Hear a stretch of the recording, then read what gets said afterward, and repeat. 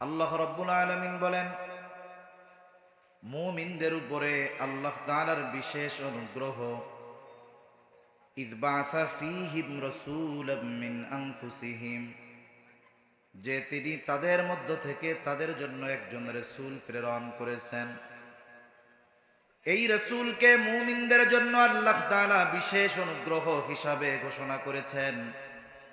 কিন্তু এই আয়াতের তাফসীরে মুফাসসিরিনে কেরাম বলেন যে আমার আপনার নবী শুধু মুমিনদের জন্য অনুগ্রহ, বিষয়টা এমন নয়।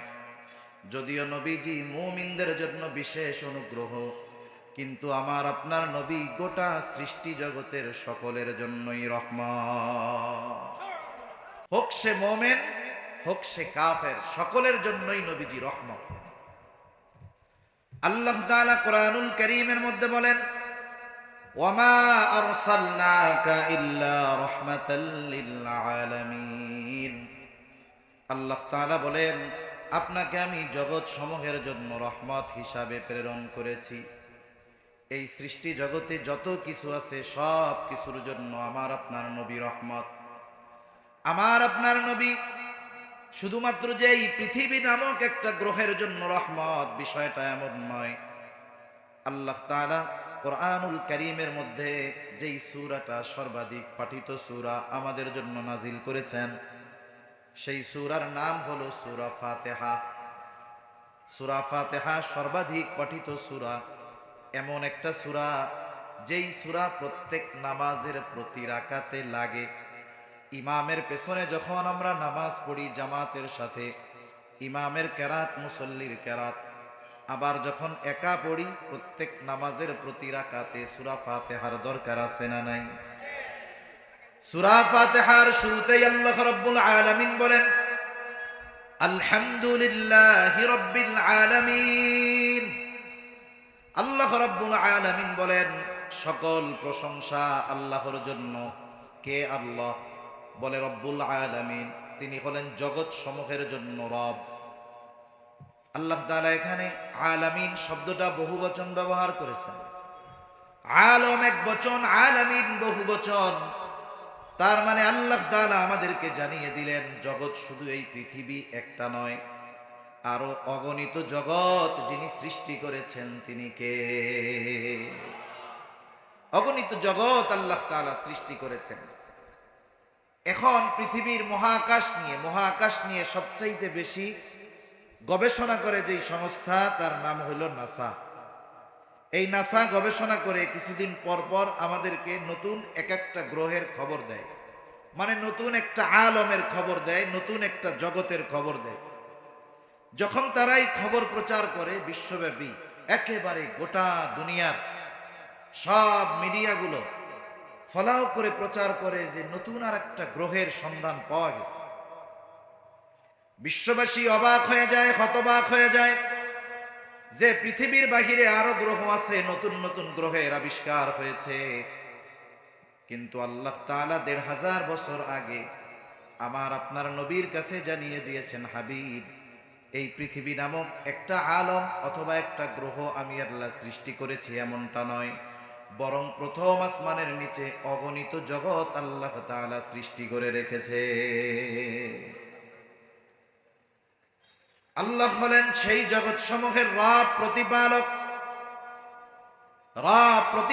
আল্লাহ আমার আপনার নবীর ব্যাপারে বলেন, ওয়ামা আরসালনাকা ইল্লা রাহমাতাল লিল আলামিন। আপনাকে আমি জগৎ সমূহের জন্য রহমত হিসাবে প্রেরণ করেছি। তার মানে যত জগৎ আছে সব জগতের প্রতিপালক হলেন আল্লাহ, আর যত জগৎ আছে সব জগতের জন্য রহমত হলেন মুহাম্মাদুর রাসূলুল্লাহ। এজন্য আমার আপনার নবীর আগে যত নবী দুনিয়াতে আসছে, এদের প্রত্যেকের নবুয়াতির একটা সীমাবদ্ধতা ছিল, মানে একটা এরিয়া ছিল। আমার আপনার নবীর আগে ১ লক্ষ মতান্তরে ২,২৪,০০০ নবী রাসূল দুনিয়া আগমন করেছেন। আমার আপনার নবীর আগে যত নবী এসেছে সব নবীর কথা আল্লাহ তাআলা কোরআনুল কারীমের মধ্যে বলেন নাই। কোরআনুল কারীমে আল্লাহ তাআলা 25 জন নবী রাসূলের কথা বর্ণনা করেছেন। 25 জন নবী রাসূলের মধ্যে কয়েকজন নবীর কথা আপনাদের শোনাই। আল্লাহ তাআলা এক নবীর ব্যাপারে বলেন, ওয়া ইলা আদিন আখাহুম হুদা। আল্লাহ তাআলা বলেন তিনি আদ গোত্রের জন্য তাদের ভাই হুদকে নবী হিসাবে প্রেরণ করেছেন। ওয়া ইলা সামুদা আখাহুম সালেহা। সামুদ গোত্রের জন্য সালেহ আলাইহিস সালামকে আল্লাহ তাআলা নবী হিসাবে প্রেরণ করেছেন। ওয়া ইলা মাদিয়ানা আখাহুম শুআইবা।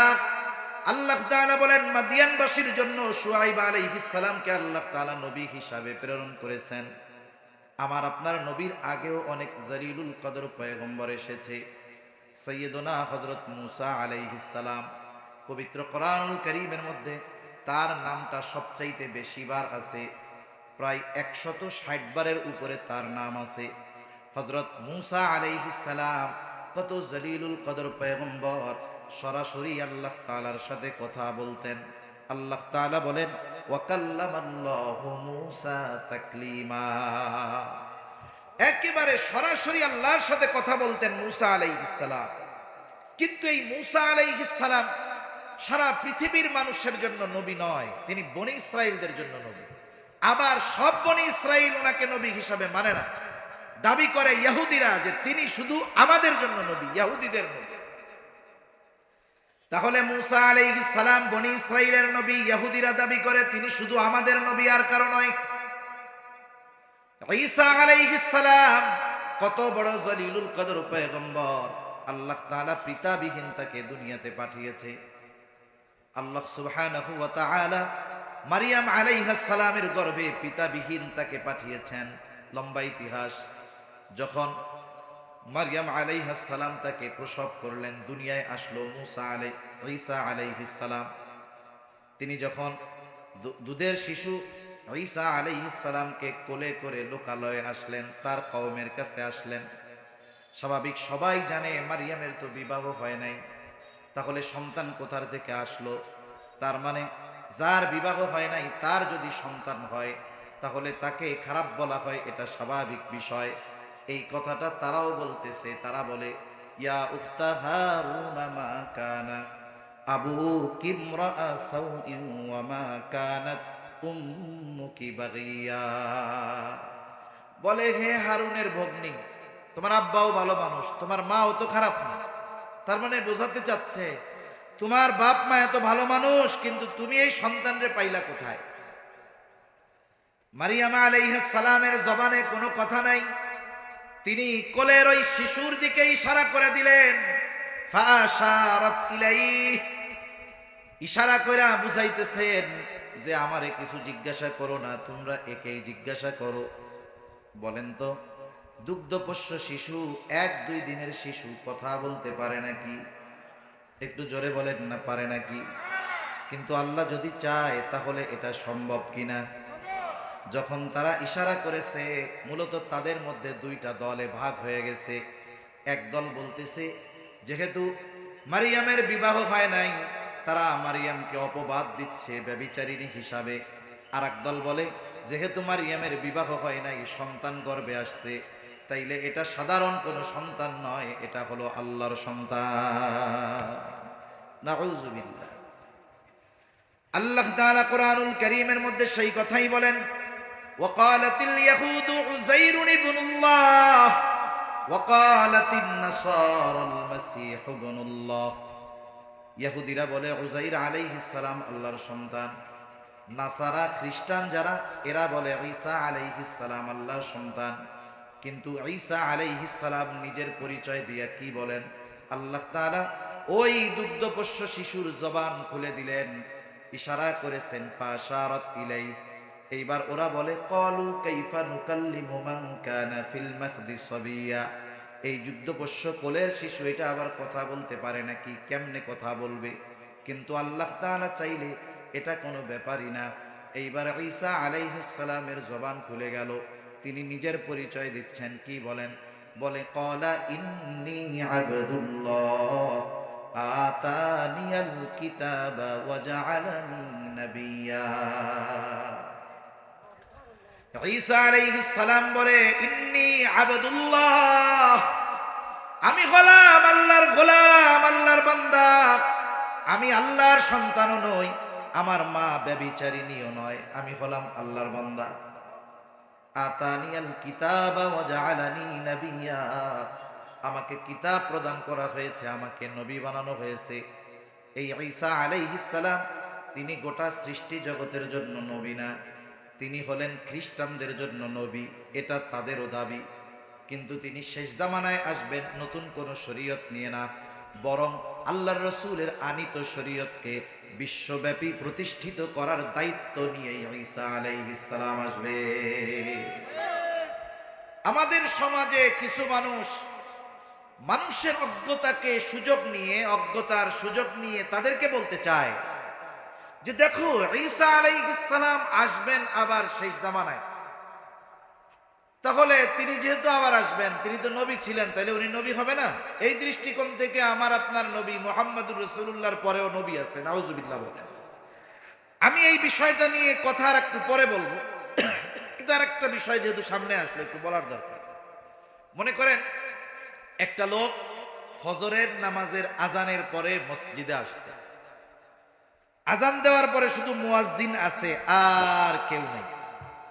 সর্বপ্রথম ওই ব্যক্তি মসজিদে ঢুকলো, মসজিদে ঢোকার পরে উনি কিছু আমল টামল করলেন, ওনার জরুরতে চাপ দিছে। এবার উনি মসজিদ থেকে বাহিরে জরুরত সারার জন্য আসলেন। এখন আরেক ব্যক্তি উনি আসার পরে ঢুকছে, উনিও ঢুইকা দেখে আর কেউ নাই।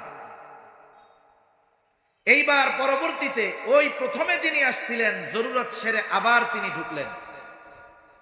তাহলে প্রথমে আসছেন, বের হয়েছেন, মধ্যে আরেকজন আসছে, এরপরে তিনি আবার ঢুকছেন। এখন বলেন তো, কেউ যদি বলে যে না উনি দ্বিতীয়তে আসছে, পরে আসছে, এটা কি হবে বলেন তো? কারণ উনি আগেই আসছে, কিন্তু মধ্যে কিছু সময় প্রয়োজনে ওখানে ছিলেন না, আবার উনি ঢুকছেন, এর অর্থ উনি আগেই আসছেন, ওনার আগমন পরে হয় নাই। অনুরূপভাবে ঈসা আলাইহিস সালামের আগমন এই দুনিয়ায় আমার আপনার নবীর আগে হয়ে গেছে। মধ্যে কিছুকাল সময় আল্লাহ তাআলা ওনাকে আসমানে উঠিয়ে নিয়ে গেছেন। আবার আমার আপনার নবী ওনার পরে খাতমে নবুয়াতের ব্যানার নিয়ে চলে আসছে। নবীজিও দুনিয়া থেকে চলে গেছেন, ঈসা আলাইহিস সালামকে আল্লাহ আবার দুনিয়ায় পাঠাবেন। এর মানে এইটা নয় উনি নবীজির পরে আসছেন, বরং ওনার আগমন নবীর আগেই হয়েছে, ঠিক কিনা বলেন? এই দৃষ্টিকোণ থেকে ওই ব্যক্তি যেমন আগে আসছে, ঈসা আলাইহিস সালামের আগমনও আমার আপনার নবীর আগে হয়ে গেছে। এরপরে যেমন আসবেন ঈসা আলাইহিস সালাম আসবেন ঠিক, কিন্তু নতুন কোন শরীয়ত নিয়ে ওনার আগমন হবে না, উনি ইনজিল নিয়েও আসবে না, তিনি এই কোরআনের আইন এই দুনিয়ায় বাস্তবায়নের জন্য আসবেন। ঈসা আলাইহিস সালাম খ্রিস্টানেরা দাবি করে তিনি খ্রিস্টানদের জন্য নবী, তিনি গোটা বিশ্ব জগতের মানুষের জন্য নবী নয়। জলিলুল কদর পয়গম্বর ইব্রাহিম আলাইহিস সালাম, আল্লাহ তাআলা ইব্রাহিম আলাইহিস সালামের ব্যাপারে বলেন, মিল্লাতা আবিকুম ইব্রাহিম হুয়া সাম্মাকুমুল মুসলিমিন। আল্লাহ রাব্বুল আলামিন বলেন, মুসলিম মিল্লাতের পিতা ইব্রাহিম আলাইহিস সালাম, তিনি তোমাদের নাম রেখেছেন মুসলমান। তাহলে ইব্রাহিম আলাইহিস সালাতু ওয়াস সালাম সকল মুসলমানদের জন্য নবী, কিন্তু সব মুসলমানদের জন্য নবী না।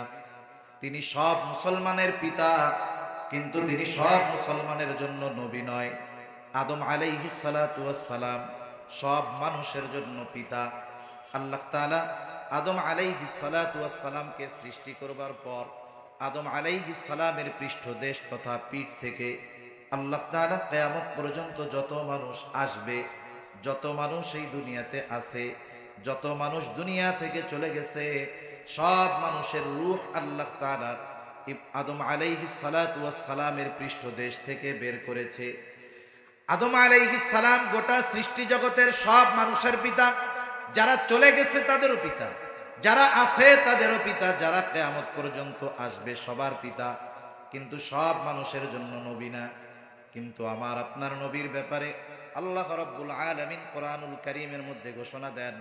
আল্লাহ তাআলা বলেন, নবী আপনি বলেন, কুল ইয়া আইয়ুহান নাসু ইন্নী রাসূলুল্লাহি ইলাইকুম জামিআ। আল্লাহ তাআলা বলেন, নবী আপনি বলেন, হে মানব সম্প্রদায়, আমি তোমাদের সকলের কাছে রাসূল হিসাবে প্রেরিত হয়েছি, তোমাদের সবার কাছে আমি প্রেরিত হয়েছি। এই জন্য আমার আপনার নবী শুধুমাত্র সৃষ্টি জগতের এই মানুষের জন্যই নবী নয়, বরং যত আলম আছে, যত জগৎ আছে, সব জগতের সকলের জন্য আমার আপনার নবী হলেন নবী। তিনি নবীদের নবী, তিনি ইমামুল আম্বিয়া। মেরাজ থেকে নবীজি যখন ফিরছেন, তখন সব আম্বিয়া আলাইহিমুস সালামের উপস্থিতিতে, আমার আপনার নবী সকলের উপস্থিতিতে মসজিদুল আকসায় সব নবীর উপস্থিতিতে 2 রাকাত নামাজের ইমামতি করিয়েছেন। এর দ্বারা আমার আপনার নবীকে আল্লাহ তাআলা সব নবীদের ইমাম বানায় দিয়েছে। সুবহানাল্লাহ বলেন। এজন্য সৃষ্টি জগতের 1 ইঞ্চি জায়গা খালি নাই, যেই জায়গার রব আল্লাহ তাআলা নয়। অনুরূপ ভাবে সৃষ্টি জগতের মধ্যে এমন একটা জায়গা নাই যেই জায়গার নবী আমার আপনার নবী নয়। যেইখানে রব আল্লাহ, সেইখানেরই রহমত মুহাম্মাদুর রাসূলুল্লাহ। সুবহানাল্লাহ বলেন। তাহলে এই নবী আমাদের জন্য আল্লাহ তাআলার পক্ষ থেকে বিশেষ অনুগ্রহ, শুধু তাই না, গোটা সৃষ্টি জগতের জন্য রহমত। এই রহমতের সুবিধা শুধু মুমিনরা ভোগ করে না, এই দুনিয়ার কাফেররাও নবীজি রাহমাতুল লিল আলামিন হওয়ার উপকার ভোগ করে। সুবহানাল্লাহ। হাদিস থেকে শোনায় আপনাদের, মুসলিমের হাদিস। একদিন শোনায় শোনায় বলতেছে, আল্লাহ আপনি যদি সত্যই এই কোরআন মুহাম্মাদের উপরে নাজিল করে থাকেন, তাইলে আমাদের উপরে আপনি যন্ত্রণাদায়ক শাস্তি অথবা পাথর বর্ষণ করেন। আবু জেহেল দোয়া করতেছে আল্লাহ তাআলার কাছে নবীজিকে শোনায়া শোনায়া। আবু জেহেল দোয়া করে। এখন আবু জেহেল তো কাফের, কিন্তু দোয়া করতেছে কার কাছে? জোরে বলেন না, কার কাছে? আল্লাহ তাআলার কাছে দোয়া করতেছে। এখন প্রশ্ন হইল, এরা আল্লাহকে কি বিশ্বাস করতো? আল্লাহ তাআলা বলেন, হ্যাঁ, তারা আল্লাহকে বিশ্বাস করত। আমার কথা না, কার কথা? আল্লাহ তাআলার কথা। আল্লাহ তাআলা বলেন, ওয়ালা ইন সাআলতাহুম মান খালাকাস সামাওয়াতি ওয়াল আরদা লায়াকুলুন্নাল্লাহ। আল্লাহ রাব্বুল আলামিন বলেন, আপনি যদি মক্কার মুশরিকদেরকে জিজ্ঞাসা করেন, মান খালাকাস সামাওয়াতি ওয়াল আরদ, আসমান এবং জমিনের স্রষ্টা কে? আপনি যদি মক্কার মুশরিকদের কাছে এই প্রশ্ন করেন, জানতে চান, আপনার এই প্রশ্নের জবাবে তারা তাদের দেবদেবীদের কথা বলবে না। জবাবে কি বলবে? আল্লাহ তাআলাই জবাব দিয়ে জানায় দেন, লা ইয়াকুলুন্নাল্লাহ। 2টা তাকিদ যোগ করে আল্লাহ তাআলা বলেন, অবশ্যই অবশ্যই আপনার এই প্রশ্নের জবাবে তারা বলবে আসমান জমিনের স্রষ্টা হলেন আল্লাহ। আসমান জমিনের স্রষ্টা কে? আল্লাহ। তোমরা কি সাউন্ড বাড়াইতে পারবা? এখান থেকে কথা বললে আমি আগামীকাল আর কথা বলতে পারবো না। তোমারে এত বুঝাইতেছি, তুমি বোঝোই না। আমি রিভার্ব দাও, হালকা ডিলে দাও, আওয়াজটা ভলিউম দিয়ে ছেড়ে দাও। আগে এক জায়গায় আসছিলাম, ওই জায়গার সাউন্ডটা ভালো ছিল, এটা ভালো হয় না। কষ্ট হইতেছে কথা বলতে, ক্যান ক্যান করে। মনিটর আওয়াজটা একবারে নরম হবে আওয়াজটা। আপনি পারেন সেট করতে, নাকি আপনারে অপারেটর পাঠাই দিছে যে যাও তুমি যেমনে পারো চালাবা?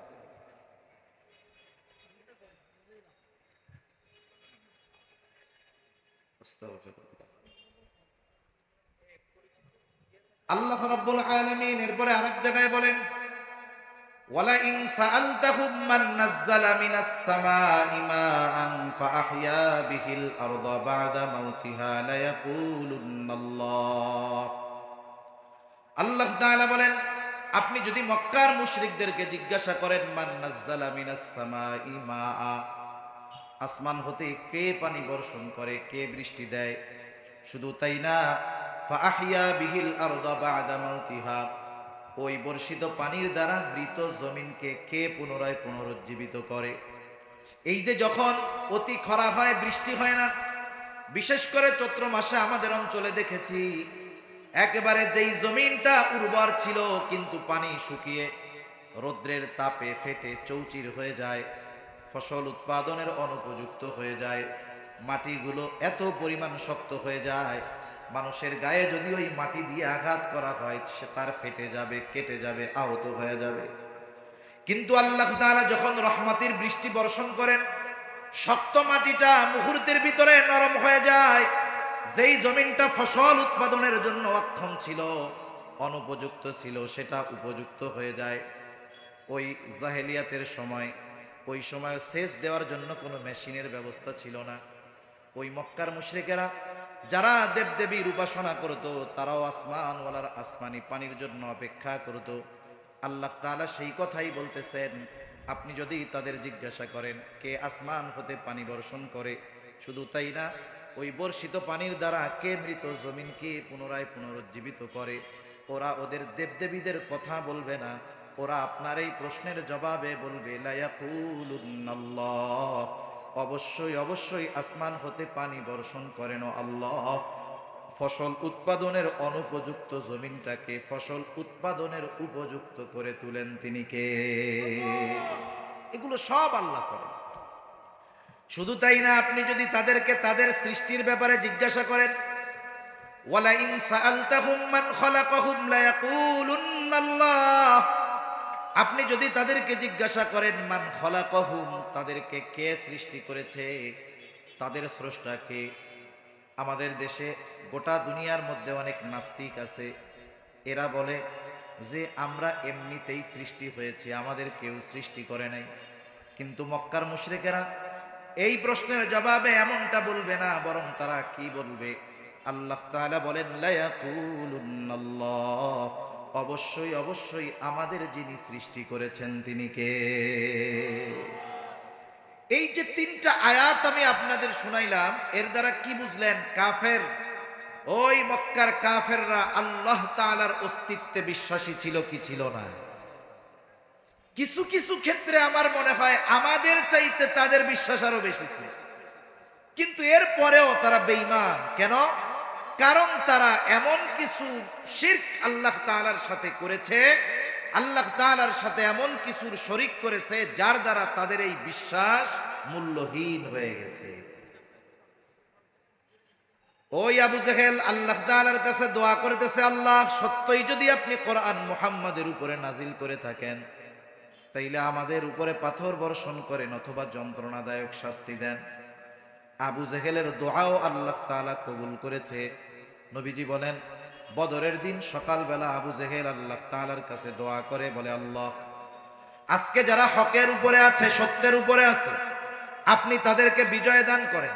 দোয়া করতেছে আবু জেহেল। কে দোয়া করে? জোরে বলেন না কে? আবু জেহেল দোয়া করতেছে যে আজকে যারা হকের উপরে আছে আপনি তাদেরকে বিজয় দান করেন। আল্লাহর নবী বলেন, আবু জেহেল দোয়া করেছে, আল্লাহ রব্বুল আলামিন আবু জেহেলের দোয়া কবুল করেছে।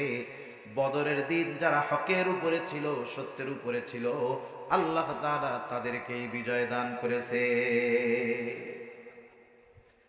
এখন কথা হইল, আবু জেহেল যে এই দোয়া করতেছে, এটা নবীজিকে শুনায়া করার দরকার কি? একা একা করলেই তো হইতো গভীর রাত্রে, যে আল্লাহ মুহাম্মাদের উপরে যদি কোরআন নাজিল আপনি কইরা থাকেন, তাইলে আমাদের উপরে পাথর বর্ষণ করেন, নাইলে যন্ত্রণাদায়ক শাস্তি দেন। সামনাসামনি নবীকে শুনিয়ে এই দোয়া করার কারণ হলো, মূলত উদ্দেশ্য আযাব আসুক এটা নয়, বরং নবীজিকে কথার মাধ্যমে কষ্ট দেওয়া। এ সমাজে অনেক মানুষ আছে, একজন আপনার শত্রু হওয়ার জন্য তার বিরোধিতা আপনার করা লাগবে না। অনেক মানুষ আপনার কল্যাণ, অগ্রগতি, উন্নতি দেখে হিংসায় আপনার শত্রু অটোমেটিক হয়ে যাবে। এরকম আছে না নাই? আছে। মনে করেন একজন গরিব মানুষ, একবারে নিঃস্ব অসহায়, মানুষের বাড়িতে কাজ করে খাওয়া লাগে। এই লোকটার অভাব, 3 বেলা পেট ভরে কোনোদিন খাইতে পারে নাই। লোকটা একটা মানুষের বাড়িতে কাজ করে, অনেক ধনী মানুষ, কিন্তু সে চিন্তা করছে আমি কষ্ট করি আমার সন্তানকে দিয়ে এই কষ্ট করানো যাবে না।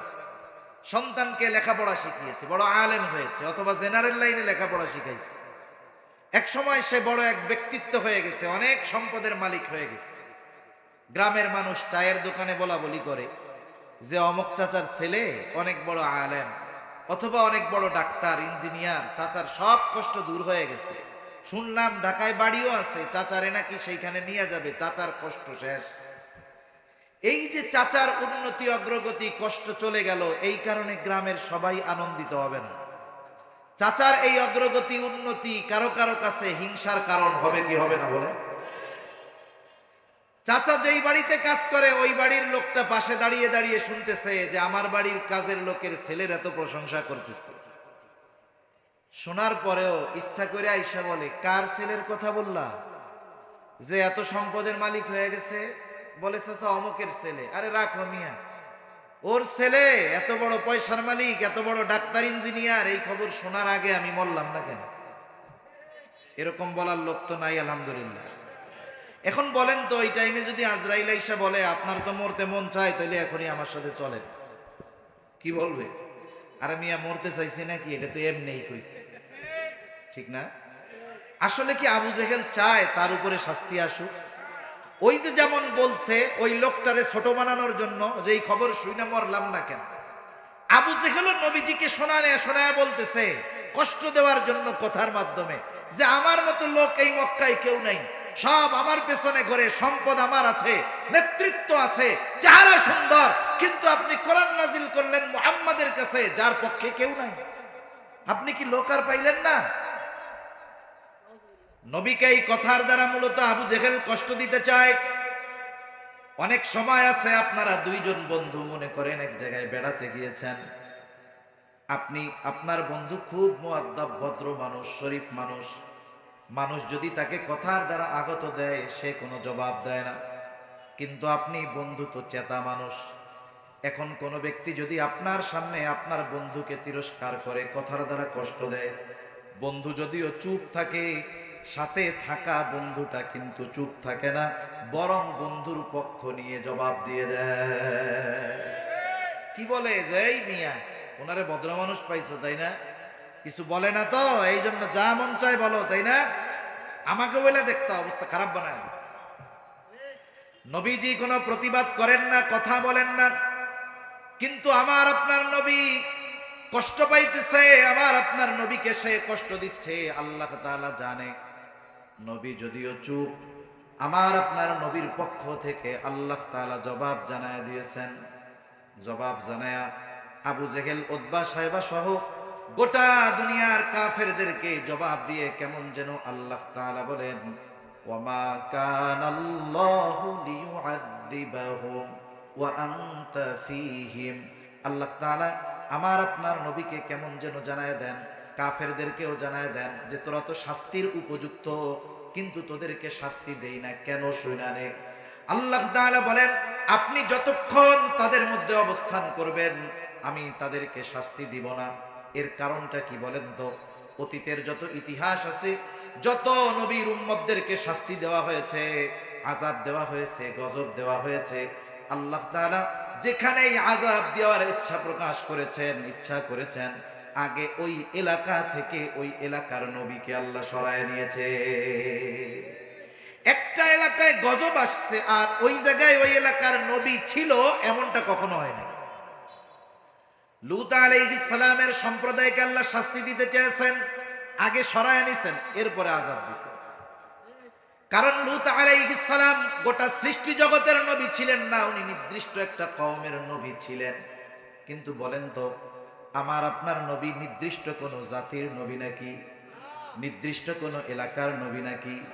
আমার আপনার নবী গোটা সৃষ্টি জগতের জন্য নবী।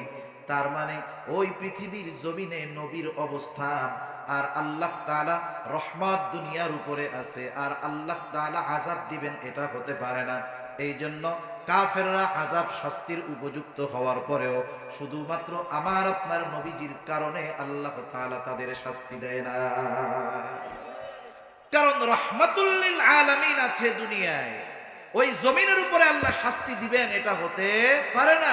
এজন্য কাফেররা শাস্তির উপযুক্ত হওয়ার পরেও শুধুমাত্র নবীজি রহমাতুল লিল আলামিন হওয়ার কারণে নগদে আল্লাহ তাআলা তাদেরকে শাস্তি দেন না।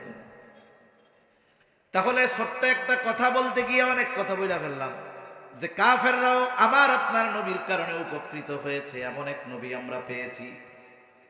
আল্লাহ তাআলা এই নবীকে এমন এক চরিত্র দান করেছেন, আল্লাহ তাআলা যা আর কোন নবীকে দেন নাই। আমার আপনার নবী হলেন কামেলে মুকাম্মাল, একেবারে সব কিছু তার পরিপূর্ণ। শুধুমাত্র আমার আপনার নবী, আল্লাহ তাআলা আমার আপনার নবীর মাধ্যমে যেমন পরিপূর্ণ নবী, তেমন আল্লাহ তাআলা আমার আপনার নবীর মাধ্যমে অনেক কিছুর পূর্ণতাও প্রদান করিয়েছেন, যেই বিষয়গুলো আমার আপনার নবীর আগে পূর্ণতা লাভ করে নাই। কেন? আমার আপনার নবী কামেলে মুকাম্মাল।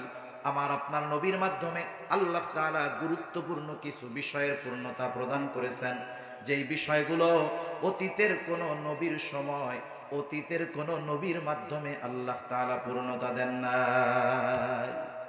বলবো কয়েকটার কথা, কষ্ট হইতেছে আপনাদের? সজাগ আছেন তো? একটা তাকবীর দেন, নারায়ে তাকবীর। আর একটু জোরে দেন তো, নারায়ে তাকবীর। মাশাআল্লাহ। এক নাম্বার, আমার আপনার নবীর মাধ্যমে আল্লাহ তাআলা শরীয়তের পূর্ণতা প্রদান করেছেন। কিসের পূর্ণতা? শরীয়তের। আল্লাহ রাব্বুল আলামিন কোরআনুল কারীমের মধ্যে বলেন, আল-ইয়াওমা আকমালতু লাকুম দীনাকুম ওয়া আতমামতু আলাইকুম নি'মাতি ওয়া রাদিতু লাকুমুল ইসলাম দীনা। এই আয়াতের তাফসীরে মাআরিফুল কোরআনের মধ্যে এসেছে, খলিফাতুল মুসলিমিন হযরত উমর রাদিয়াল্লাহু তাআলা আনহুর কাছে একজন ইহুদি আসছে। ইহুদি এসে বলে, ও খলিফাতুল মুসলিমিন, আপনাদের কোরআনে এমন একটা আয়াত আছে, যেই আয়াতটা আল্লাহ তাআলা আপনাদের নবীর উপরে নাজিল করেছে, কোরআনে আছে এবং আপনারা এটা তিলাওয়াত করেন। ওই আয়াত যদি আল্লাহ তাআলা মূসা আলাইহিস সালামের উপরে নাজিল করত, যেই দিন ওই আয়াত নাজিল করত, ওই দিনটাকে আমরা ঈদের দিন বানায় নিতাম।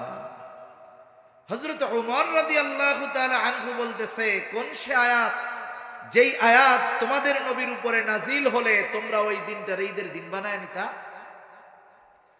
তখন ইহুদি বলে, এই আয়াত আল-ইয়াওমা আকমালতু লাকুম দীনাকুম ওয়া আতমামতু আলাইকুম নি'মাতি ওয়া রাদিতু লাকুমুল ইসলাম দীনা। এই আয়াত হযরত ওমর রাদিয়াল্লাহু তাআলা আনহু বলেন, আল্লাহর শপথ, এই আয়াত কোন দিন, কোথায়, কার উপরে নাজিল হয়েছে আমি জানি। এই আয়াত নাজিল হয়েছে মুহাম্মাদুর রাসূলুল্লাহর উপরে। এই আয়াত নাজিল হয়েছে বিদায় হজে আরাফার দিন নবীজি সাল্লাল্লাহু আলাইহি ওয়াসাল্লামের উপরে জাবালে রহমতে এই আয়াত আল্লাহ নাজিল করেছেন। এই আয়াত নাজিলের মাধ্যমে আল্লাহ তাআলা শরীয়তের পূর্ণতার ঘোষণা দিয়ে বলেন, আল-ইয়াওমা আকমালতু লাকুম দীনাকুম, আজকে আমি তোমাদের জন্য তোমাদের দিন তথা জীবন ব্যবস্থাকে আমি পরিপূর্ণতা প্রদান করলাম।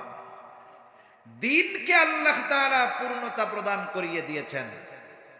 দিন মানে ওই দিন না, এখন রাত, সামনে দিন আসতেছে, ওই দিন না। দিন শব্দটার অর্থ হলো জীবন ব্যবস্থা। জীবন ব্যবস্থা তার মানে একটা মানুষ তার জন্ম থেকে নিয়ে একেবারে মৃত্যু পর্যন্ত সে কি করবে না করবে, তার জন্য করণীয় বর্জনীয়, কি বলবে কি বলতে পারবে না, এই শরীয়তে আল্লাহ রাব্বুল আলামিন সব কিছুর পূর্ণতা দিয়ে দিয়েছেন। আমার আপনার দিন অপূর্ণাঙ্গ নয়। অনেকে অনেক সময় বলে ইসলাম বিদ্বেষীরা, ইসলাম হলো মধ্যযুগীয় একটা ধর্ম বা জীবন ব্যবস্থা। এটা যারা বলে তারা ইসলাম সম্পর্কে পরিপূর্ণ অজ্ঞতার কারণে বলে, কিন্তু যারা ইসলাম সম্পর্কে ন্যূনতম হলেও বুঝে, তারা বুঝতে পারে ইসলাম একটা গতানুগতিক ধর্ম নয়, শুধু মসজিদে নামাজ, হজের সময় হজ, রোজার সময় রোজা আর যাকাত দেওয়ার নাম নয়, বরং ইসলাম হলো এমন এক জীবন ব্যবস্থা যেটা গোটা জীবনের, গোটা হায়াতের প্রত্যেকটা কদমে কদমে সমাধান দিয়ে দেয়। ঠিক কিনা বল? আপনি রাষ্ট্র পরিচালনা করবেন, সেখানেও আছে ইসলাম। আপনি আপনার পরিবার সঠিকভাবে পরিচালনা করবেন, সেখানেও আছে ইসলাম। এত বড় বাজার আপনি ব্যবসা করবেন, ব্যবসার মধ্যেও আছে ইসলাম। রাজনীতি, পৌরনীতি, সমাজনীতি, অর্থনীতি, রাষ্ট্রনীতি, যত নীতি বলেন, সব জায়গায় ইসলাম আছে না নাই? জোরে বলেন। ইসলাম পূর্ণাঙ্গ জীবন ব্যবস্থা। যদি কেউ বলে রাজনীতির মধ্যে ইসলাম নাই, সে এই আয়াতটাকে অবিশ্বাস করে। যে বলে ইসলামে রাজনীতি নাই, তাহলে সে এই আয়াতকে অস্বীকার করে। ইসলাম পরিপূর্ণ এক জীবন ব্যবস্থা। আল্লাহ তাআলা বলেন, তোমাদেরকে আমি পূর্ণাঙ্গ জীবন ব্যবস্থা দিয়েছি, আর আজকে এই দিন আমি তোমাদের জন্য তথা তোমাদের জীবন ব্যবস্থা আমি তোমাদের জন্য পরিপূর্ণ করে দিলাম। সাথে সাথে আল্লাহ তাআলা বলেন, ওয়া আতমামতু আলাইকুম নি'মাতি, তোমাদের জন্য আমি আমার নেয়ামত সমূহ পরিপূর্ণ করে দিলাম। তার মানে নবীর মাধ্যমে আল্লাহ তাআলা শরীয়তের পূর্ণতা প্রদান করেছেন। 2 নাম্বার নেয়ামতের পূর্ণতা প্রদান করেছেন।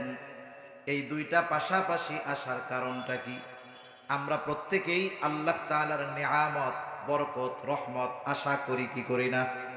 কারা কারা করি? হাত উঁচা করে। নারায়ে তাকবীর, নারায়ে তাকবীর।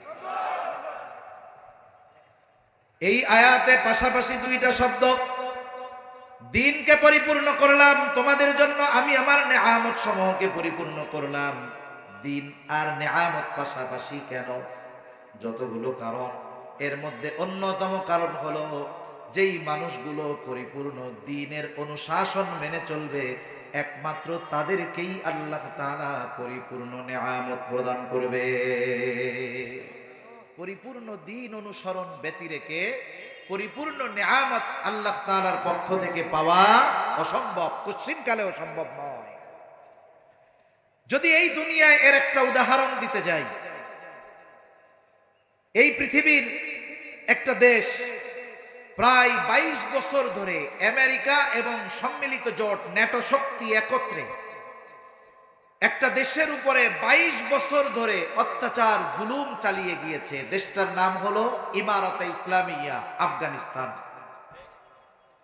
22 বছর ধরে এই ন্যাটো শক্তি যখন দেখলো এদেরকে পুরোপুরি নির্মূল করা সম্ভব নয়, বরং যারা নির্মূল করতে গিয়েছে এদের অবস্থা খারাপ হয়ে গেছে, এখন দেশ ছেড়ে পালায়া চলে গেছে। পালিয়ে যাওয়ার সময় কি করেছে? ওই দেশের অর্থ ব্যবস্থাকে পরিপূর্ণ ধ্বংস করে দিয়ে চলে গেছে। তাদের যত রিজার্ভ আছে, সম্পদ আছে, সব নিয়ে গেছে। কারণ একটা রাষ্ট্রের যদি সম্পদই না থাকে, ওই রাষ্ট্রের দায়িত্ব যারা গ্রহণ করবে, ওই রাষ্ট্র পরিচালনা করতে অটোমেটিকলি তারা ব্যর্থ হয়ে যাবে। ঠিক কিনা বলে? চিন্তা করছে ওরা তো ব্যর্থই হবে, মানুষ আবার আমাদেরকে ডাইকাই আনবে। এই চিন্তা করে আফগানিস্তানের যত রিজার্ভ, সব সম্পদ নিয়ে একেবারে রিক্ত হস্ত একটা দেশকে ছেড়ে চলে গেছে তারা। 2 বছর হয়েছে, মাত্র 2 বছর। কিন্তু আন্তর্জাতিক সমীকরণ কি বলে? আন্তর্জাতিক সমীকরণ বলে 2 বছরে তাদের উন্নতির মাত্রা এত বেশি যে সারা পৃথিবীর মধ্যে আফগানিস্তানের মুদ্রার মান খুব দ্রুত হারে বাড়তেছে। এমনকি বাংলাদেশের চাইতেও তাদের মুদ্রার মান বেশি। বিগ বিগ প্রজেক্ট তারা নিজেদের খরচে পরিচালনা করার জন্য চেষ্টা করতেছে। আবার দেখলাম তারা তেলের খনি পেয়ে গেছে, এইরকম লিথিয়ামের খনি পেয়ে গেছে, দামি দামি জিনিস পেয়ে গেছে, যেগুলো দিয়ে আগামী বিশ্ব শাসন করা সম্ভব। এখন কথা হলো, ধ্বংসস্তূপের মধ্য থেকে একটা দেশ মাত্র 2 বছরের মধ্যে এই অবস্থানে যাওয়ার কারণটা কি? এটা অন্যান্য বিশ্লেষকরা যাই বিশ্লেষণ করুক না কেন, এই সরকার সর্বোচ্চ চেষ্টা করতেছে কোরআন সুন্নাহর আলোকে দেশ পরিচালনা করার জন্য। এই জন্য তারা আল্লাহ তাআলার উপরে যথাযথ আস্থা বিশ্বাসের সাথে রাষ্ট্র পরিচালনা করতেছে। ঈমানের দিক দিয়ে যেহেতু তাদের শক্তি অনেক, তাদের ঈমান যেমন মজবুত, আল্লাহ তাআলার প্রতি তাদের ভয় বেশি, এই 2টা গুণ তাদের মধ্যে আছে। আল্লাহ তাআলা এই কথাও কোরআনুল কারীমের মধ্যে জানায় দিয়ে বলেন, ওয়ালাউ আন্না আহলাল কুরা আমানু ওয়াত্তাকাউ লাফাতাহনা আলাইহিম বারাকাতিম মিনাস সামাই ওয়াল আরদ। আল্লাহ তাআলা বলেন, ওই জনপদের অধিবাসীরা যদি আল্লাহর উপরে ঈমান আনে এবং যথাযথভাবে যদি আল্লাহ তাআলাকে ভয় করে, তাহলে কি হবে? আল্লাহ তাআলা বলেন, লাফাতাহনা আলাইহিম বারাকাতিম মিনাস সামাই ওয়াল আরদ, তাহলে তাদের জন্য আসমান এবং জমিনের বরকতের দরজা সমূহ খুলে দেওয়া হবে। আমি তাদের জন্য আসমান এবং জমিনের বরকতের দরজা সমূহ খুলে দিব। এটা তো এই দুনিয়ার মিসাল দিলাম, এই দুনিয়ার উদাহরণ দিলাম। আমরাও যদি পূর্ণাঙ্গ শরীয়তের মধ্যে অন্তর্ভুক্ত হতে পারি, পরিপূর্ণ ইসলামের অনুশাসন মেনে চলতে পারি, ইনশাআল্লাহ আমাদের জন্য আল্লাহ তাআলা আসমান এবং জমিনের বরকতের দরজা খুলে দেবে ইনশাআল্লাহ। তাহলে আমার আপনার নবীর মাধ্যমে এক নম্বরে আল্লাহ তাআলা পূর্ণতা প্রদান করেছেন শরীয়তের, দুই নম্বর আল্লাহ তাআলা পূর্ণতা প্রদান করেছেন নিয়ামতের, তিন নম্বর আল্লাহ তাআলা আমার আপনার নবীর মাধ্যমে পূর্ণতা প্রদান করেছেন উত্তম আখলাকের।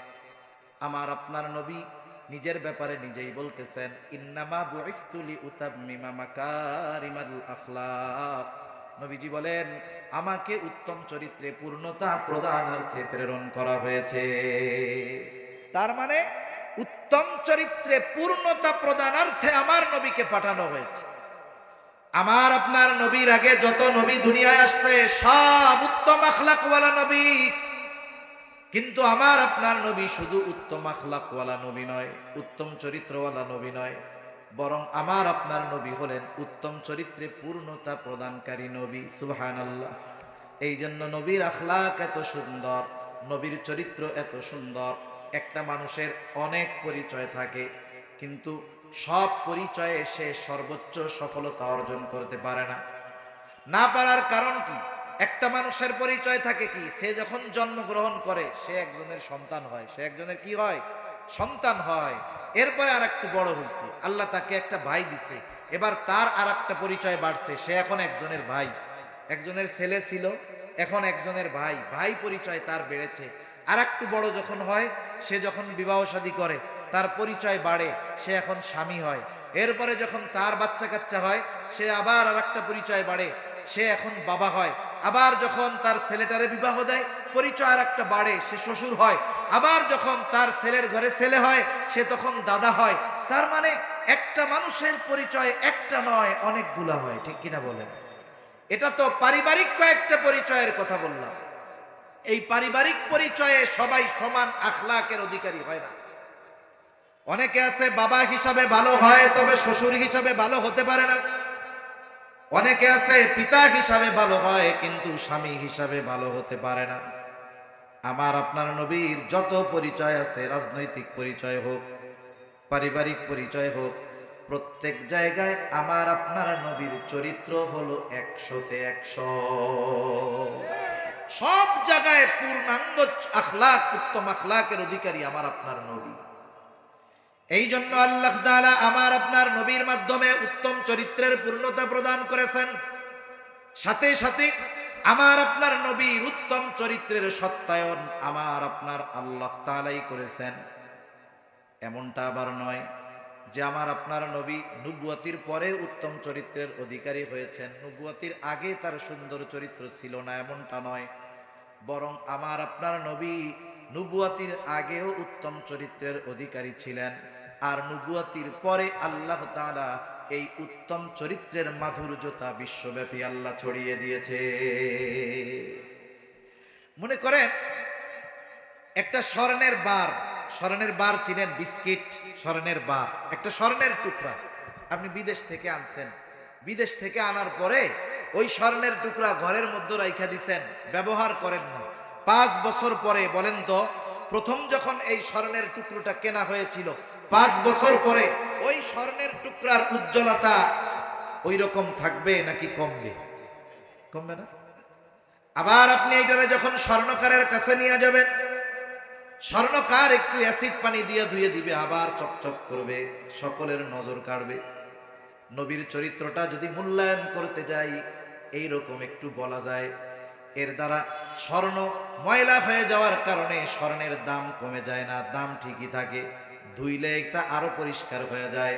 আমার আপনার নবীর চরিত্র নবুয়তির আগেও উত্তম ছিল, নবুয়তির পরেও উত্তম ছিল, কিন্তু নবুয়তির মাধ্যমে আল্লাহ তাআলা আমার আপনার নবীজির চারিত্রিক সৌন্দর্যটাকে আরো বিকশিত করে দিয়েছে। এই নবী এত সুন্দর আখলাক যে কাফেররা আমার আপনার নবীজির চরিত্রের ব্যাপারে সত্যায়ন নবুয়তির বহু আগে করছে। নবীর উপাধি আল আমিন আস সাদিক, এটা নবুয়তির 20-22 বছর আগে কাফেররা দিয়েছে। সাথে সাথে আল্লাহ তাআলা এই নবীর সুন্দর চরিত্রের ঘোষণা দেওয়ার সাথে সাথে গোটা বিশ্বজগতের মানুষের জন্য নবীর চরিত্র অনুসরণের নির্দেশনা দিয়েছেন। এই কথাই আল্লাহ তাআলা বলেন, লাকাদ কানা লাকুম ফি রাসূলিল্লাহি উসওয়াতুন হাসানাহ। আল্লাহ তাআলা বলেন, রাসূলের জীবন আদর্শের মধ্যে তোমাদের জন্য উত্তম আদর্শ নিহিত রয়েছে। তার মানে যেই ব্যক্তি রাসূলের জীবন আদর্শ অনুসরণ করবে, রাসূলের আদর্শ অনুশাসন মেনে চলবে, তার দুনিয়া আখিরাত উভয় জাহান উজ্জ্বল হয়ে যাবে। তাহলে আমার আপনার নবীর মাধ্যমে আল্লাহ তাআলা উত্তম চরিত্রের পূর্ণতা প্রদান করেছেন। 4 নাম্বার, আমার আপনার নবীর মাধ্যমে আল্লাহ তাআলা নবুয়তির পূর্ণতা প্রদান করেছেন। আল্লাহ তাআলা কোরআনুল কারীমের মধ্যে বলেন, মা কানা মুহাম্মাদুন আবা আহাদিম মির রিজালিকুম ওয়ালাকির রাসূলুল্লাহি ওয়া খাতামান নাবিয়্যিন ওয়া কানা আল্লাহু বিকুল্লি শাইইন আলিমা। আল্লাহ তাআলা বলেন, মুহাম্মদ সাল্লাল্লাহু আলাইহি ওয়াসাল্লাম কোন পুরুষের পিতা নন। তিনি কে? বলে ওয়ালাকির রাসূলুল্লাহ, তিনি হলেন আল্লাহ তাআলার রাসূল, খাতামান নাবিয়্যিন, তিনি হলেন শেষ নবী। আমার আপনার নবী হলেন শেষ নবী। আমার মনের মাধ্যমে নবী আসার যেই ধারাবাহিকতা, এটাকে আল্লাহ তাআলা পূর্ণতা প্রদান করে খতম করে দিয়েছেন। আমার আপনার পরে আর কোন নবী আসবে না। নবীর কথা, আনা খাতামুন নবীন লা নবিয়্যা বাদি, আমি শেষ নবী, আমার পরে আর কোন নবী নাই। এখন বলেন তো, সারা পৃথিবীর মানুষ যদি একত্রিত হয়ে এই দাবি করে নবীর পরে নবী আসবে, এই দাবি যারা করবে তাদের দাবি সত্য নাকি মিথ্যা? এখন বলেন, যারা এই দাবি করে যে নবীর পরে নবী আছে, তাদের ঈমান আছে না গেছে? জোরে বলেন, আছে না গেছে? কারণ একটা মানুষ কাফের হওয়ার জন্য গোটা কোরআন অস্বীকার করা লাগবে না। একটা মানুষ কাফের হওয়ার জন্য কোরআনের একটা আয়াত অস্বীকার করা লাগবে না, একটা সূরা অস্বীকার করা লাগবে না, কোরআনের একটা পৃষ্ঠা অস্বীকার করা লাগবে না, একটা শব্দ অস্বীকার করা লাগবে না। একটা মানুষ কাফের হওয়ার জন্য কোরআনের একটা অক্ষর অস্বীকার করা যথেষ্ট। কোরআনুল কারীমের অনেকগুলা সূরার শুরুতে একটা একটা অক্ষর আছে। যেমন এক সূরার শুরুতে আছে নুন, এক সূরার শুরুতে আছে কফ, এক সূরার শুরুতে আছে সদ। এইগুলার অর্থ কি? উলামায়ে কেরামকে জিজ্ঞাসা করেন। গোটা দুনিয়ার মুফাসসিরিনে কেরাম একমত, তাদের সর্বশেষ কথা হলো এগুলার অর্থ কি? জবাবে বলে, আল্লাহু আ'লামু বিমুরাদিহি, এটার অর্থ কি, মর্মার্থ কি, উদ্দেশ্য কি, এটা দুনিয়ার কেউ জানে না, যিনি জানেন কে? এখন যদি কোনো অতি পণ্ডিত এই কথা বলে যে যার অর্থ জানি না, যার মর্মার্থ জানি না, উদ্দেশ্য জানি না, ওই জিনিস বিশ্বাস করি না, এ কথা বলে কেউ যদি কোরআনুল কারীমের ওই নুনটাকে অস্বীকার করে, এ কথা বলে কেউ যদি কোরআনুল কারীমের ওই সদটাকে অস্বীকার করে, এ কথা বলে কেউ যদি কোরআনুল কারীমের ওই কফ অক্ষরটাকে অস্বীকার করে, বলেন তো ঈমান থাকবে নাকি যাবে? জোরে বলেন, থাকবে না যাবে? তাহলে যারা নবীজিকে শেষ নবী মানে না, এরা যে কাফের, কোনো সন্দেহ? জোরে বলেন, কোনো সন্দেহ? এখন কথা হলো, বিশ্বের সব ধর্মপ্রাণ মুসলমানের দাবি এদেরকে রাষ্ট্রীয়ভাবে কাফের ঘোষণা করা হোক। আমরাও দাবি করি রাষ্ট্রীয়ভাবে কাফের ঘোষণা করা হোক। এখন প্রথম কথা হলো, ঘোষণা করলেও কাফের, না করলেও? তাইলে হুজুর ঘোষণা করার দরকার কি? ওরা তো কাফেরই আছে। এখানেই সমস্যা। আমাদের দেশে যত ধর্মের মানুষ আছে, যত বর্ণের মানুষ আছে, যত মতাদর্শের মানুষ আছে, বসবাস করতেছে, সকলেরই নির্দিষ্ট একটা পরিচয় আছে। হিন্দু ধর্মের অনুসারী যারা, তারা তাদের ধর্ম পরিচয় নিয়ে সমাজে বসবাস করে। যারা বৌদ্ধ, তারা তাদের ধর্ম পরিচয় নিয়ে বসবাস করে। রাষ্ট্রীয় সুযোগ সুবিধা, নাগরিক সুযোগ সুবিধা ভোগ করে, কোনো অসুবিধা নাই। এ দেশে কোনোদিন এমন আন্দোলন হয় নাই যে যেহেতু সংখ্যাগরিষ্ঠ মুসলমানেরা, সেহেতু অন্য ধর্মের লোকেরা নাগরিক সুবিধা পাবে না, এরকম কোনো আন্দোলন হয়েছে নাকি? এই দেশের নাগরিক হিসাবে ওই যে কাদিয়ানি যারা, এরাও রাষ্ট্রীয় সুযোগ সুবিধা ভোগ করবে, রাষ্ট্রীয় নিরাপত্তা ভোগ করবে, কোনো অসুবিধা নেই। তবে সমস্যাটা হলো মুসলমান পরিচয় নয়।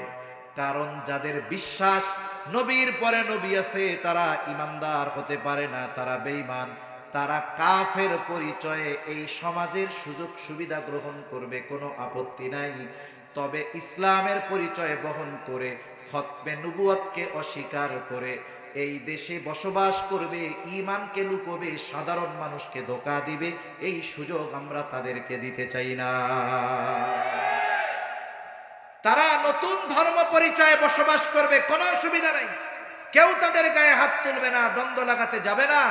কিন্তু সমস্যা হলো ইসলামের পরিচয় বহন করে কুফরি আকীদা লালন করবে, এটা তো মেনে নেওয়া যাবে না। সমস্যাটা মূলত এই জায়গায়, বিরোধিতা এইখানে যে তারা ইসলামকে সামনে দেখিয়ে ভিতরে অনইসলামিক কাজ করতেছে, নবীজিকে অস্বীকার করতেছে, গোলাম মুহাম্মদ কাদিয়ানীকে নবী হিসাবে প্রতিষ্ঠিত করার অপচেষ্টা করতেছে, সরল মনা গরিব মুসলমানদের অভাবের সুযোগ নিয়ে তাদেরকে কাদিয়ানী বানিয়ে বেঈমান বানাচ্ছে, ঠিক কিনা বলেন? কিন্তু আমাদের আফসোসের বিষয়, শুরুতে বলছিলাম এই দুনিয়ায় প্রদত্ত সবচাইতে দামি নিয়ামত গুলার মধ্যে একটা দামি নিয়ামত যে আমরা শেষ নবীর উম্মত, সাথে সাথে আরেকটা দামি নিয়ামত হলো আল্লাহ তাআলা আমাদেরকে ঈমানের মতো দৌলত দান করেছেন, ঠিক কিনা বলেন? আফসোস আমাদের, আমরা আমাদের নিজেদের অক্ষমতা দুর্বলতার কথাও স্বীকার করি যে ঈমানের মতো দৌলত, ঈমানের মতো দামি সম্পদ আমরা পাওয়ার পরেও এর কদর আমরা করতে পারতেছি না, এর মূল্য আমরা বুঝতেছি না, যার কারণে সামান্য অভাবের তাড়নায় অনেক মানুষ ঈমানহীন হয়ে যাচ্ছে, ঠিক কিনা বলেন? গোটা দেশব্যাপী খ্রিস্টান মিশনারিরা আছে, বিভিন্ন এনজিও সেবার নামে গোটা দেশের মধ্যে সাধারণ মানুষকে ধোকায় ফেলে বেঈমান বানাচ্ছে, আছে না নাই বলে? অথচ এই মানুষগুলো ঈমানের দাম বুঝতেছে না। ঈমানের দাম যদি আমরা এদেরকে বুঝাতে পারতাম, ওরা যদি বুঝতে পারতো, জীবন দিয়ে দিত। 100 বার যদি হায়াত দেওয়া হতো, 100 বার মরতো, তবু ঈমানকে তারা ছাড়তো না, ঠিক কিনা বলো? কিন্তু দুঃখের বিষয় আমরা ঈমানের কদর করতে পারতেছি না। সাহাবায়ে কেরাম ঈমানের জন্য সব ছেড়েছে, সাহাবায়ে কেরাম ঈমানের জন্য সম্পদ ছেড়েছে, বাড়িঘর সব ছাড়ছে, জীবন ছেড়ে দিয়েছে, তবু তারা ঈমানকে ছাড়ে নাই। কিন্তু আমরা ঈমানের দাম বুঝতে পারি না। তা নবীজির কথা থেকে গিয়েছিলাম এই দিকে যে আল্লাহ তাআলা আমার আপনার নবীজিকে কামেলে মুকাম্মাল করেছেন, শরীয়তের পূর্ণতা আল্লাহ তাআলা নবীর মাধ্যমে দিয়েছেন, নিয়ামতের পূর্ণতা দিয়েছেন, উত্তম আখলাকের পূর্ণতা আল্লাহ দিয়েছেন, সাথে সাথে নবুয়াতির পূর্ণতা আমার আপনার নবীর মাধ্যমে আল্লাহ তাআলা দিয়েছেন। যেই নবী সব দিক দিয়ে পরিপূর্ণ, এখন যদি ওই নবীর জীবন আদর্শকে আমরা আমাদের জীবনের সাথে মিলাইতে পারি, ওই নবীর জীবন আদর্শকে যদি আমরা গ্রহণ করতে পারি, তাহলে দুনিয়া আখিরাত আমাদের জন্য উজ্জ্বল হয়ে যাবে। সাথে সাথে নবী প্রেম পরিপূর্ণ অন্তরে রাখতে হবে, কারণ আপনার যার প্রতি প্রেম থাকবে, মোহাব্বত থাকবে, তাকে অনুসরণ করা আপনার জন্য, আমার জন্য সহজ হয়ে যাবে। সাহাবায়ে কেরামের নবী প্রেম আর আমাদের নবী প্রেমের মধ্যে তফাৎ আছে। আমাদের অনেক ভাই এই সমাজে আশিকে রাসূলের লেভেল নিয়ে চলতেছে, কিন্তু দেখা যায় প্রকৃত আশিকে রাসূল হওয়ার যেই গুণাবলী দরকার এটা তাদের মধ্যে নাই, ঠিক কিনা বলেন? প্রকৃত আশিকে রাসূল যে তার স্লোগান দেওয়া লাগবে না, মিছিল দেওয়া লাগবে না, তার সুরাত সিরাত দেখেই বোঝা যাবে এই লোকটা আসলেই নবী প্রেমিক, ঠিক কিনা বলেন? সাহাবায়ে কেরামের মতো নবী প্রেম আমাদের অন্তরে থাকতে হবে। আর বাস্তবতা হলো এই দুনিয়ার অধিকাংশ মুসলমান এরা নবীর প্রতি তাদের আলাদা একটা সফট কর্নার আছে। একজনের মুখে দাড়ি নাই, গায়ে লম্বা জামা নাই, নবীর আদর্শকে হয়তো গ্রহণ করতে পারে নাই, কিন্তু নবীর মুহাব্বত তার অন্তরে থাকে। যার কারণে আমরা দেখি যখন নবীর বিরুদ্ধে কেউ কোনো কটূক্তি করে, নবীজির চরিত্রের ব্যাপারে কেউ যখন আঘাত দিতে চায়, অনেক সময় এমনটা হয় আমি দাড়িওয়ালার আগে দাড়িবিহীন ওই যুবকটা নবীর জন্য জীবন দিতে প্রস্তুত হয়ে যায়। এই যে সম্প্রতি সময় মেইন স্ট্রিম মিডিয়াগুলো কিছু খবর প্রচার করে না, এটা তাদের বদখাসলাত, কিয়ামত পর্যন্ত এরকমই ওরা থাকবে। সম্প্রতি সময় আমাদের পাশের দেশে একজন পুরোহিত নবীজির চরিত্রের ব্যাপারে আঘাত করেছে, ওই দেশের ক্ষমতাসীন দলের একজন এমপি এটার সমর্থন করেছে। পৃথিবীতে যত জায়গায় মুসলিমদের উপরে সর্বোচ্চ জুলুম হয়, যদি 5টা দেশের কথা হিসাব করা হয়, এর মধ্যে একটা হলো পার্শ্ববর্তী দেশ, যেখানে ছাগলের গোশতকে গরুর গোশত বানিয়ে নিরহ মুসলমানদেরকে নির্বিচারে হত্যা করা হয়। সেখানে তাদের স্লোগান না দেওয়ার কারণে মুসলমানদেরকে পিটিয়ে হত্যা করা হয়। এই রকম এমন একটা জায়গা যেখানে জুলুমের শিকার মুসলমানেরা মজলুম, কিন্তু নবীর ব্যাপারে কটূক্তি করার পরে এরা বসে থাকে নাই।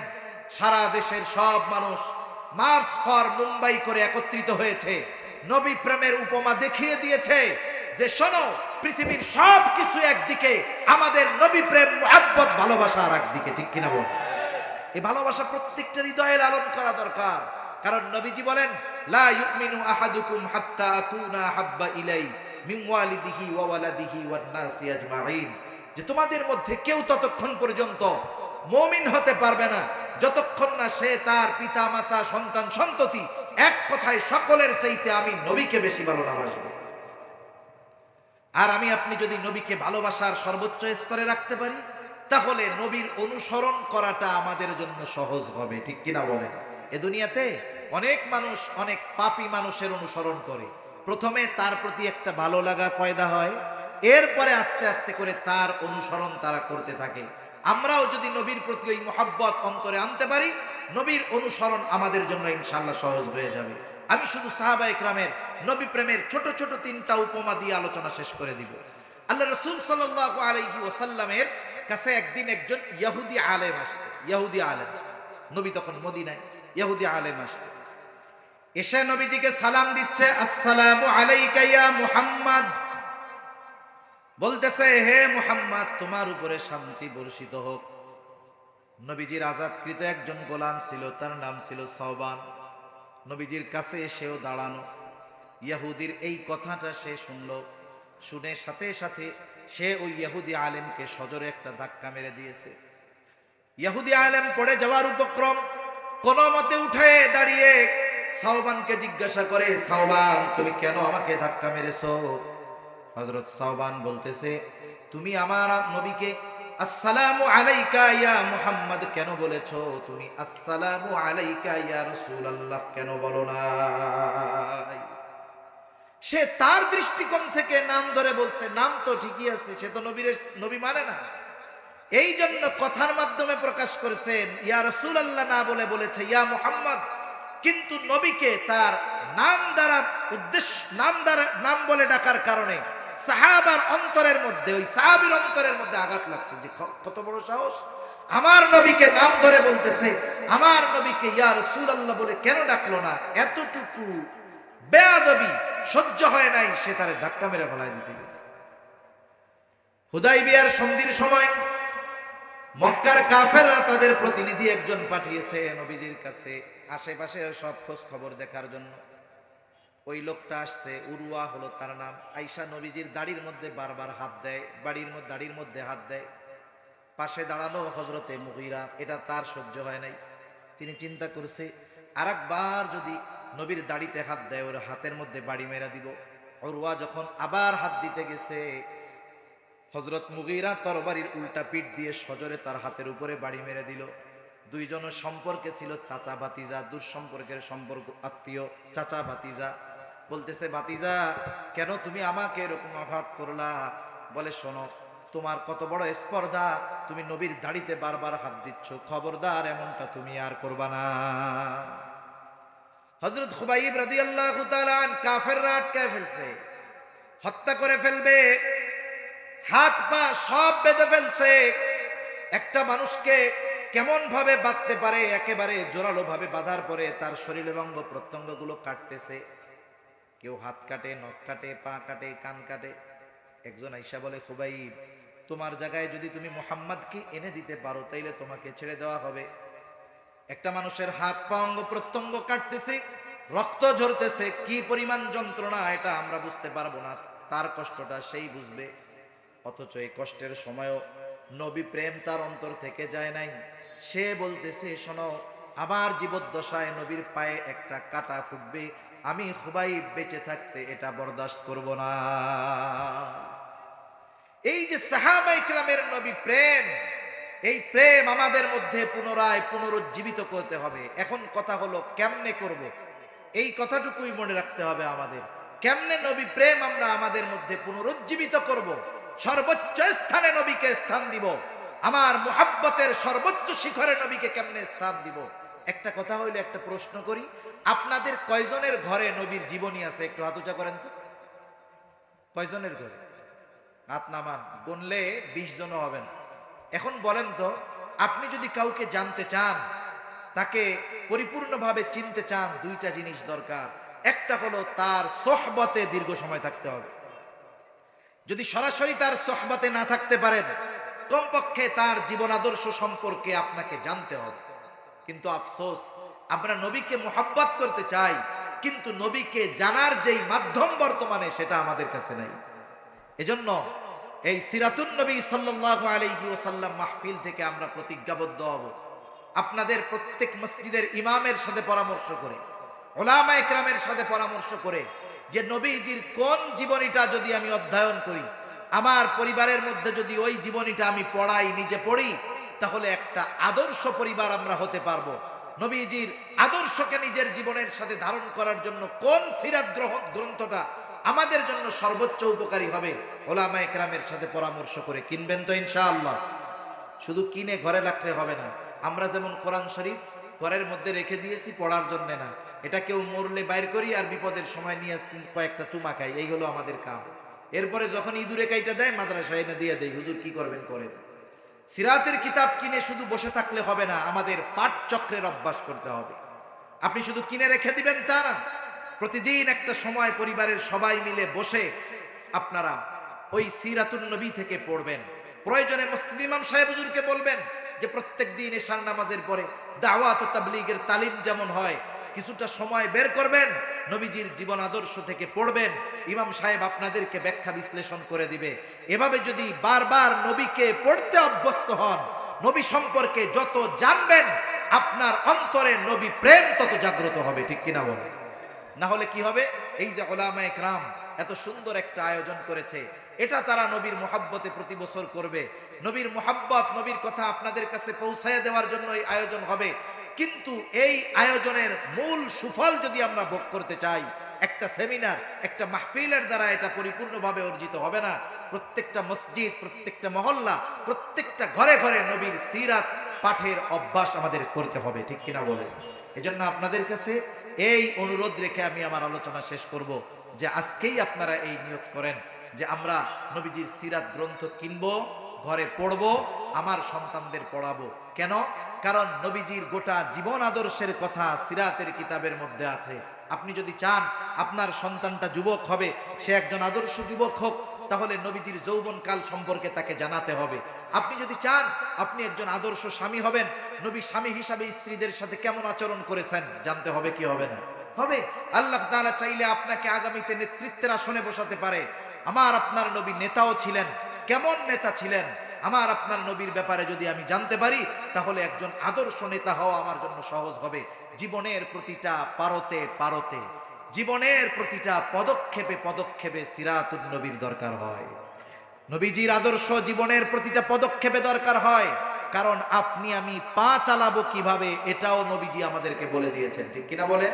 বাথরুমে কেমনে যাব এটাও নবীজি বলে দিয়েছেন, কেমনে খাবো এটাও নবীজি বলে দিয়েছেন, শিশুদের সাথে কেমন আচরণ করব এটাও নবী বলেছেন, বড়দের সাথে কেমন আচরণ করব নবী সেটাও বলেছেন, রাতে ঘুমাতে যাওয়ার সময় বিছানাটা ঝাড়ু দিতে হবে এটাও রাহমাতুল লিল আলামিন বলে দিয়েছেন। সুবহানাল্লাহ।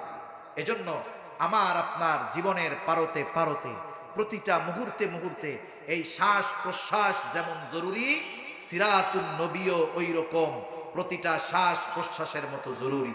আল্লাহ তাআলা আমাদের সকলকে নবীজির জীবন আদর্শকে পরিপূর্ণভাবে ধারণ করে, নবীজির পদাঙ্ক অনুসরণ করে, নবীজির মুহাব্বত অন্তরের মধ্যে সর্বোচ্চ শিখরে অবস্থান দিয়ে নবীর অনুসরণ করে এ দুনিয়ার হায়াত অতিবাহিত করার তৌফিক আল্লাহ দান করেন।